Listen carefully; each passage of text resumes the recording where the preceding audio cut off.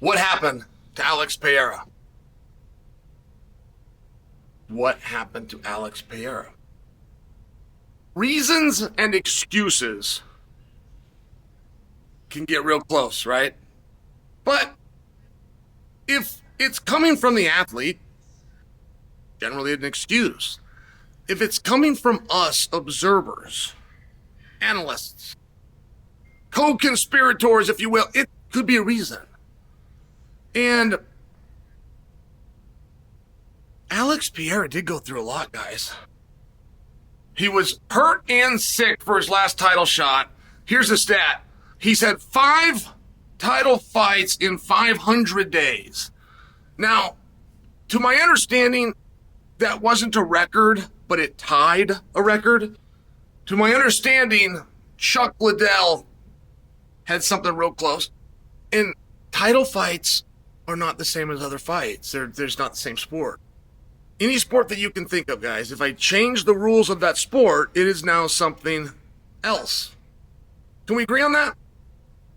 If I make basketball 3 quarters, I've now made it something else. We probably would not even call it basketball. I've created something different. How many Super Bowls have you went back and did? And instead of 2 halves, there was 4. Instead of 2 halves, there was 1. Do you feel that we get the same result, or do you start to see my point that, well, no, it would change, and it doesn't matter who would have more points at the end of that time frame, because that's not the time frame that we do, and therefore that's not the same sport, right? Well, except in MMA. Alex Pereira is out there training for 5 rounds. That's very different than 3. The training is different. What goes into it is different. The stress, mentally and physically, on the body. So the fact that he did 5 5-round contests, whether it made it the distance or not, in 500 days really is something. But is it a negative? Do you get worse at something by doing it? You go to your job.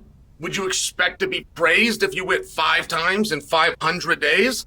No, you'd expect to be fired. So just because there's some pieces, we can't automatically put that into a negative category. But let's take a look at Alex Pereira. Let's just go by the headlines. 3 weeks ago, he's with his sister at Combat Karate. 2 weeks ago, he's in Australia with Sean Strickland. In between 3 weeks ago and now, he had an appearance in Amsterdam and one in England, according to media reports. Does that matter? Does that take away from his focus? He says it doesn't. I'm asking you.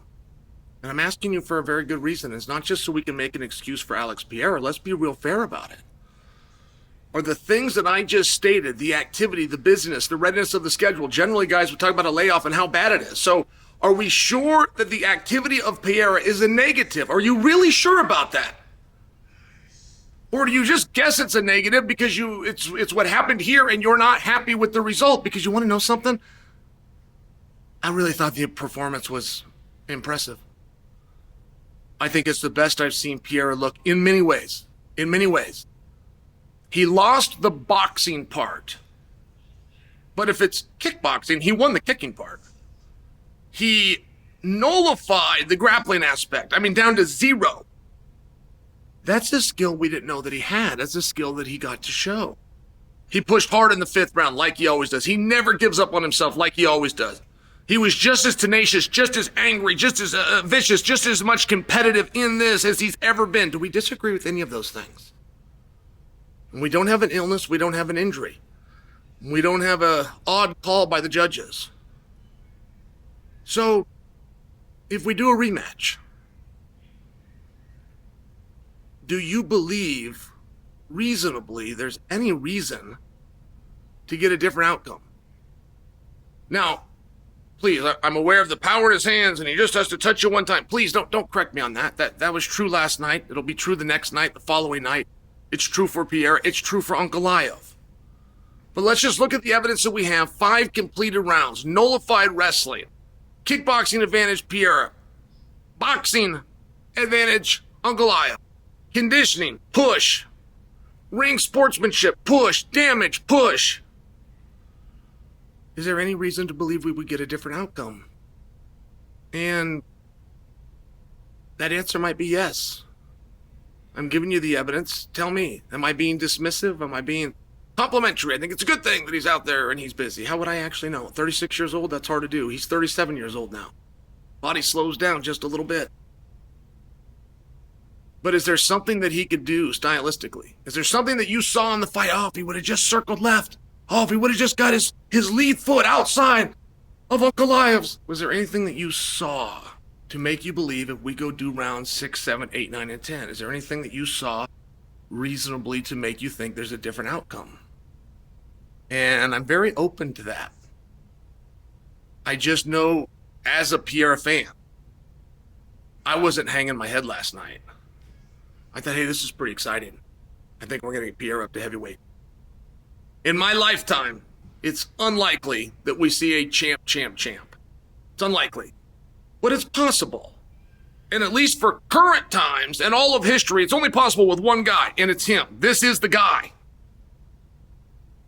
Middleweight world champion at 36. Light heavyweight champion at 37. Heavyweight champion, whether that's interim or undisputed, by 38, I think those are possible. And I think the mere idea of a poster dropping and it's Pereira on one side and it's Tom Aspinall on the other, like the mere idea of that poster dropping is a lot more exciting for me as a fan than it is the poster of the rematch of Pereira Ankalaev. So, anytime you're doing a rematch, you have to be able to answer one question. And it doesn't matter what your answer is. You just have to have one. And that question for a rematch is, what is going to be different this time? So that's what I'm asking you right now. As you tell me Pereira trained too much, or he wasn't focused, or he got worn a little thin, as you're telling me that, if we take all those things away, we lock him down, no more tours, no social media, whatever it is, no matter how focused you believe that he possibly could be that would help the outcome, do you believe if that happens that the outcome changes? That's what I'm asking.